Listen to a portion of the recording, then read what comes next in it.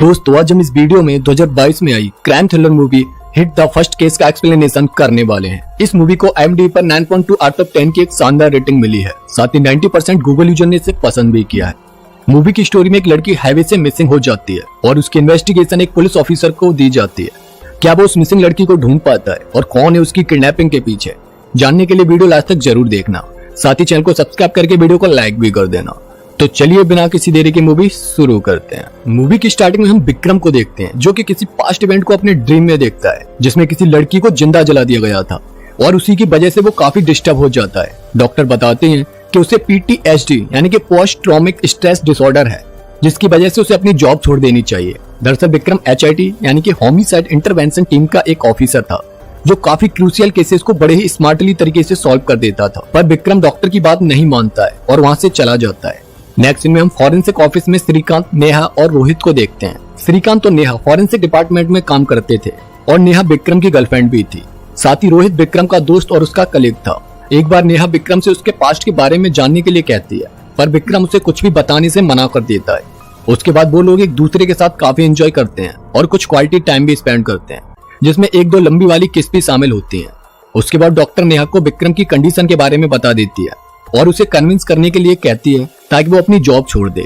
इसीलिए next day Rohit के घर पर नेहा उसे समझाने की कोशिश करती है कि वो अपनी जॉब छोड़ दे। इसी में उसकी भलाई है क्योंकि डॉक्टर उसे अनफिट सर्टिफिकेट देने वाली है। उसके बाद तो वैसे ही डिपार्टमेंट उसे निकाल देगा। काफी देर आर्गुमेंट होने के बाद विक्रम रेडी हो जाता है और अपने सीनियर अजीत सिंह शेखावत के पास जाकर 6 मंथ की छुट्टी के लिए एप्लीकेशन दे देता है और अजीत सिंह उसकी छुट्टी को एक्सेप्ट भी कर लेते हैं। दूसरी तरफ हम एक लड़की प्रीति को देखते हैं जिसके पास किसी की कॉल आती है पर वो उस पर्सन से बात करने के लिए मना कर देती है और अपने डैड से कार कीज लेकर निकल जाती है।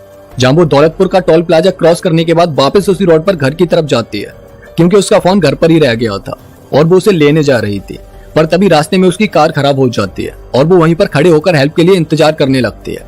तभी वहां पर दौलतपुर पुलिस स्टेशन का ऐसा इब्राहिम आता है और वो प्रीति को उसके घर तक ड्रॉप करने के लिए बोलता है पर उसके साथ कोई भी लेडीज कांस्टेबल नहीं थी तो प्रीति उससे मना कर देती है पर वो उसका फोन लेकर अपने डैड को कॉल करके लोकेशन पर आने को कहती है।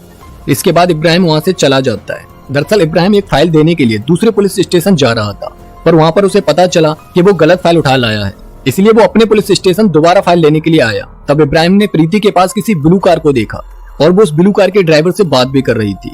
थोड़ी देर बाद इब्राहिम वो रियल फाइल लेकर पुलिस स्टेशन जा रहा था तो उसने प्रीति की कार के पास उसके डैड को देखा और उसके डैड ने बताया कि प्रीति मिसिंग है। जब वो यहाँ पर आए थे तो वो यहाँ नहीं थी। शाम तक जब प्रीति घर पर नहीं आती तो उसके डैड इब्राहिम अच्छा इन्वेस्टिगेट कर रहे हैं और अच्छा एंड विक्रम की बिल्कुल भी नहीं बनती थी। तभी वहाँ अच्छा आकर बताता है कि उसे नेहा की किडनैपिंग में विक्रम पर शक है क्योंकि सबसे ज्यादा कॉल नेहा ने विक्रम को ही की थी पर विक्रम ने एक भी कॉल का जवाब नहीं दिया। साथ ही कुछ मंथ पहले ही इन दोनों की लड़ाई भी हुई थी, इसीलिए केस उसे नहीं दिया जा सकता क्योंकि वो खुद इस केस में सस्पेक्ट था। इसीलिए विक्रम रोहित की हेल्प से उस घर में एंटर कर जाता है जहाँ से नेहा मिसिंग हुई थी। वहाँ पर काफी देर सर्च करने के बाद भी विक्रम को कुछ नहीं मिलता पर एक तरह के सेंट की खुशबू उसे वहाँ पर महसूस होती है। उसके बाद विक्रम श्रीकांत से नेहा के उन केसेस की डिटेल्स मांगता है जिन पर वो पिछले 2 महीने से काम कर रही थी और उन्हें एनालाइज करने पर विक्रम को प्रीति के मिसिंग केस के बारे में पता चलता है जिसे ऑलमोस्ट नेहा ने क्रैक ही कर लिया था पर उससे पहले ही वो मिसिंग हो गई थी। उसके बाद विक्रम और रोहित प्रीति के केस के इंचार्ज से मिलने जाते हैं जहां से विक्रम को एक कॉटन का टुकड़ा मिलता है जो कि प्रीति की कार से बरामद हुआ था और जब विक्रम उसे सूंघता है तो उसमें भी वही सेम खुशबू होती है जो नेहा के रूम में थी। यानी नेहा और प्रीति को किडनैप करने वाला पर्सन एक ही था। इसीलिए अब प्रीति के केस को इन्वेस्टिगेट करने के लिए विक्रम अजीत सिंह से कहता है और इस केस पर काम करना स्टार्ट कर देता है जिसके लिए वो सबसे पहले इब्राहिम के पास जाता है और इब्राहिम से उसके घर चलने के लिए कहता है। जहां रास्ते में इब्राहिम एक मैकेनिक फाद की शॉप पर रुकता है क्योंकि वहां पर उसने अपना स्कूटर रिपेयर करने के लिए दिया था। घर पहुंचने के बाद इब्राहिम सारी स्टोरी उन्हें डिटेल में बता देता है और फिर विक्रम उसके रूम में जाकर उसके सेंट को सूंघता है पर उसकी स्मेल अलग होती है। साथ ही वो उसके हाथ के फिंगरप्रिंट और सिगरेट के बट से DNA निकालने के लिए फॉरेंसिक भेज देता है। नेक्स्ट सीन में विक्रम और रोहित प्रीति के मॉम डैड से पूछताछ करते हैं जहां पर उन्हें पता चलता है कि प्रीति अनाथ थी। उनके भैया एंड भाभी ने प्रीति को एक ऑर्फनेज से अडॉप्ट किया था और उसके बाद वो उसे US ले गए पर एक प्लेन क्रैश में उन दोनों की मौत हो गई। तब से वो लोग ही प्रीति को अपने पास रख रहे हैं और अब वो ही उसके पेरेंट्स हैं। साथ ही वो बताती हैं कि प्रीति ज्यादातर एक पड़ोसी आंटी शीला के पास जाया करती थी। इसीलिए विक्रम शीला से पूछताछ करता है तो वो बताती हैं कि प्रीति उसकी बहुत अच्छी दोस्त थी और वो डिवोर्सी हैं, इसीलिए यहाँ पर अकेले ही रहते हैं। उसके बाद विक्रम प्रीति के कॉलेज में प्रीति के फ्रेंड से पूछताछ करता है, जिसमें से एक अजय नाम का लड़का बताता है कि वो लोग प्रीति के मिसिंग होने से कुछ दिन पहले एक क्लब पार्टी में गए थे। साथ ही उसके एक फ्रेंड से पता चलता है कि प्रोफेसर चंद्रशेखर प्रीति से चिढ़ते थे, और जब इस बारे में चंद्रशेखर से पूछा जाता है तो वो कहते हैं कि प्रीति काफी छोटे कपड़े पहनकर कॉलेज आती थी और वो नशेड़ी दोस्तों के साथ भी घूमा करती थी, इसीलिए वो उसे पसंद नहीं करते थे। इन सब पूछताछ के बाद विक्रम सबके फिंगरप्रिंट और डीएनए सैंपल कलेक्ट करके फॉरेंसिक भेज देता है। नेक्स्ट सीन में विक्रम और रोहित उसी क्लब में जाते हैं जहां पर मिसिंग होने से पहले प्रीति गई थी, और वहां पर विक्रम का शक वहां के बारटेंडर पर जाता है, इसीलिए विक्रम उसे पूछताछ करने के लिए साइड में लेकर जाता है, पर वो लड़का विक्रम को धक्का मारकर भागने लगता है। काफी देर चेजिंग करने के बाद वो उस लड़के को पकड़ लेते हैं, पर उससे पूछताछ करने पर विक्रम को पता चलता है कि वो इस केस में इन्वॉल्व ही नहीं है। वो तो सिर्फ इसीलिए वहां से भागा था क्योंकि उसके पास ड्रग्स था और वो ड्रग्स सप्लाई करता था। उसके बाद विक्रम प्रीति के पेरेंट्स से कहकर घर में एक पूजा करने को कहता है, जिसमें वो उनके जानने वाले सारे लोगों को इनवाइट करवाता है ताकि वो वहां पर रहकर सारे लोगों को करीब से ऑब्जर्व कर सके।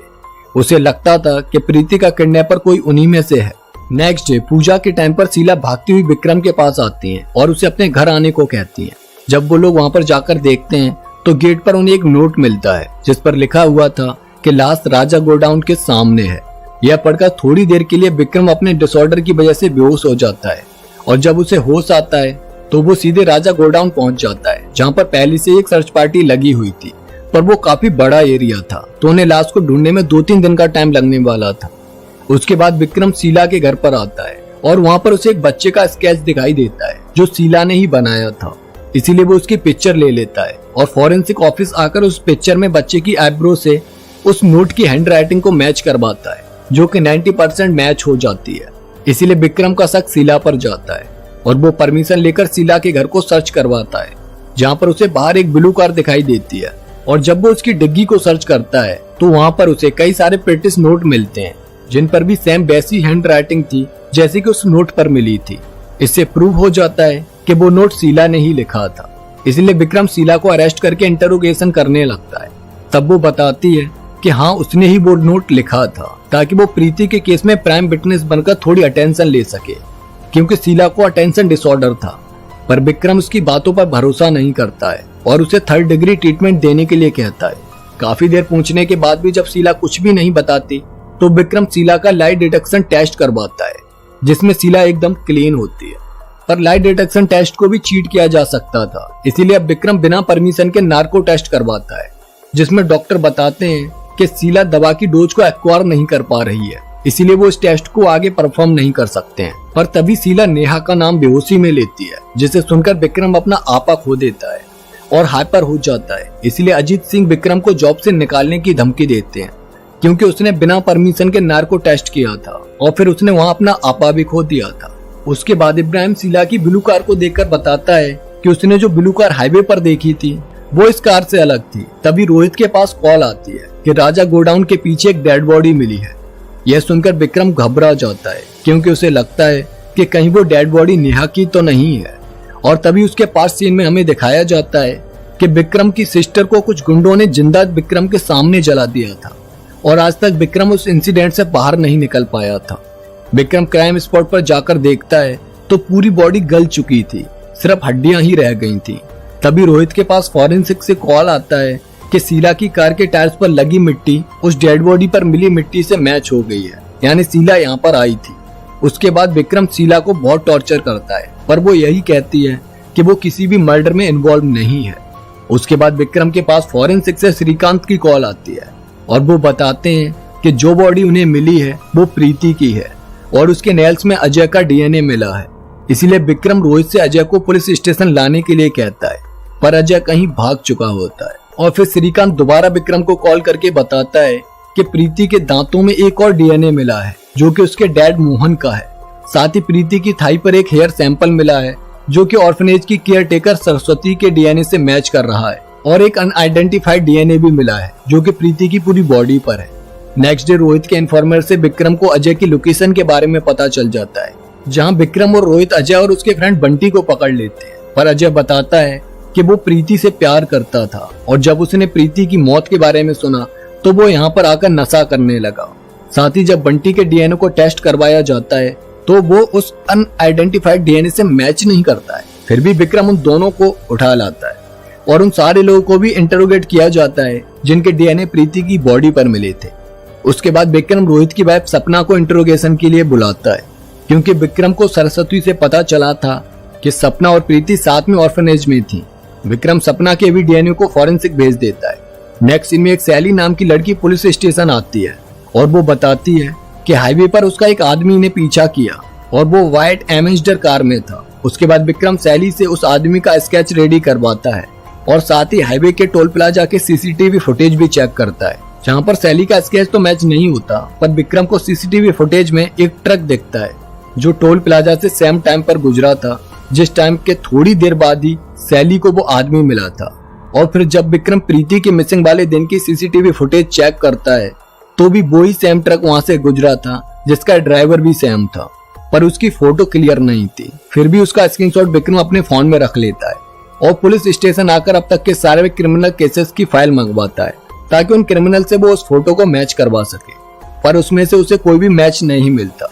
और अचानक से उसे याद आता है कि उसने इस आदमी को मैकेनिक शॉप पर देखा था जिसका नाम फहद था, और जब वो मैकेनिक शॉप पर आता है तो वहाँ पर शॉप क्लोज होती है। इसीलिए विक्रम इब्राहिम के पास आता है और उससे फहद के घर चलने को कहता है, जहाँ पर विक्रम को एक ब्लू कार भी दिखाई देती है। साथ ही घर के अंदर जाने पर उसे वही सेंट की खुशबू फहद के सेंट से आती है जो कि नेहा के घर पर और प्रीति की कार से मिले कॉटन में थी। तभी वहाँ फहद आकर गोलियां चलाने लगता है, इसीलिए विक्रम और इब्राहिम उसका पीछा करते हैं, जहाँ उन दोनों के बीच काफी देर फाइट होती है। पर फहद इब्राहिम को गोली मार देता है और फिर वो विक्रम को भी शूट करने वाला ही होता है, पर तब तक वहाँ पर अच्छा आ जाता है और वो फहद के पैर में गोली मार देता है, जिससे वो पकड़ा जाता है। तब फहद बताता है कि उसे तो ये सब काम करने के लिए रुपए दिए गए थे, और फिर फहद विक्रम और अक्षय को उस घर पर लेकर आता है जहाँ पर उसे पैसे देने वाला पर्सन रहा करता था। विक्रम अंदर जाकर देखता है तो उसे वहाँ पर रोहित मिलता है, यानी इन सब के पीछे और कोई नहीं, रोहित ही था। तभी रोहित ड्रॉअर से गन निकालने की कोशिश करता है, पर विक्रम उसे शूट कर देता है और ऊपर रूम से उसे नेहा भी मिल जाती है, जैसे वहाँ किडनैप करके रखा गया था। उसके बाद रोहित की वाइफ सपना सब कुछ पुलिस को बता देती है।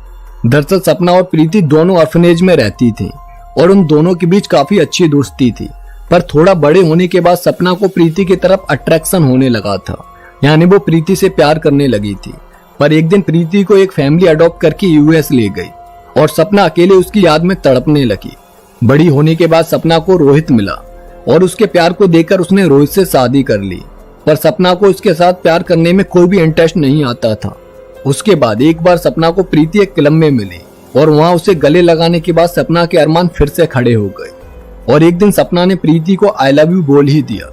यह सुनकर प्रीति ने उससे मना कर दिया कि वो उस टाइप की लड़की नहीं है और ना ही वो उससे प्यार करती है। इसीलिए गुस्से में सपना ने प्रीति को किडनैप करने के लिए फहद को हायर किया, क्योंकि फहद को पैसों की जरूरत थी। इसीलिए मिसिंग होने वाले दिन प्रीति के पास सपना का फोन भी आया था, पर प्रीति ने उससे मना करके फोन काट दिया था और फिर फहद ने हाईवे से प्रीति को किडनैप कर लिया और अपनी ब्लू कार की डिग्गी में डालकर उस कार को ट्रक के अंदर चढ़ा दिया, जिससे वो कार टोल प्लाजा के सीसीटीवी फुटेज में आई ही नहीं। उसके बाद सपना ने प्रीति को अपने दूसरे वाले घर पर रखा, जहां उसने उसे अपने प्यार को समझाने की बहुत कोशिश की, पर प्रीति वहां से जाने लगी। तब गुस्से में सपना ने उसे रोकने के लिए धक्का मारा और प्रीति एक गिलास के पॉट पर जाकर गिरी, जिससे उस गिलास के टुकड़ों से प्रीति की मौत हो गई। तभी वहां रोहित आ गया और सपना ने उसे सारी बात बता दी। उसे बचाने के लिए रोहित ने अपने घर के पीछे कुछ केमिकल डालकर प्रीति की बॉडी को दफना दिया, और कुछ दिन बाद जब नेहा ने प्रीति की मौत के पीछे के सच को पता लगाने की कोशिश की तो रोहित ने उसे भी किडनैप कर लिया। उसके बाद रोहित ने शीला को इस केस में फंसाने की कोशिश की।